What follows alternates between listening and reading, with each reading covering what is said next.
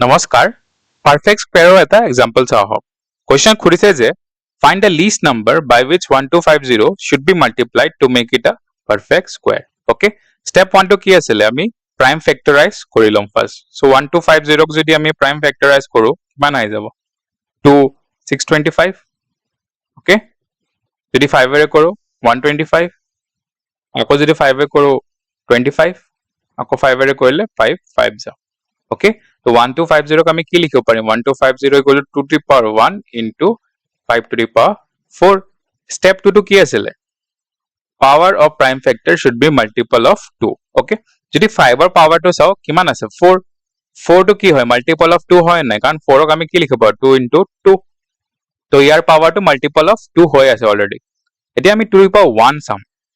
2 power to multiple of 2 হৈ আছে নেকি নাই ইয়াতে 1 আছে তো এটো মাল্টিপল অফ 2 নহয় তো আমি ফার্স্ট কি কৰিব লাগিব 2 টু দি পাৱাৰ 1 ক মাল্টিপল অফ 2 কৰিব লাগিব তাৰ কাৰণে আমি কি কৰিম যদি আমি 2 টু দি পাৱাৰ 1 এটা মাল্টিপ্লাই কৰো তো এটো হৈ যাব 2 টু দি পাৱাৰ 1 প্লাস 1 মানে 2 টু দি পাৱাৰ 2 এতিয়া ফাইনালি 2 ৰ পাৱাৰটো কিমান হৈ গল মাল্টিপল অফ 2 ওকে মানে এটো এটা পাৰফেক্ট স্কয়াৰত কনভাৰ্ট হৈ গল ওকে 2 লগত আমি কি মাল্টিপ্লাই কৰিলো 2 to the power 1 2 to the power 1 multiply কৰাৰ পিছত প্ৰাইম নাম্বাৰছ বোৰৰ পাৱাৰ multiple of 2 হৈ গৈছে okay তো least number to কিমান হৈ যাব least number কিমান multiply কৰিলো 2 to the power 1 মানে 2 answer to হৈ যাব 2 মানে option A ধন্যবাদ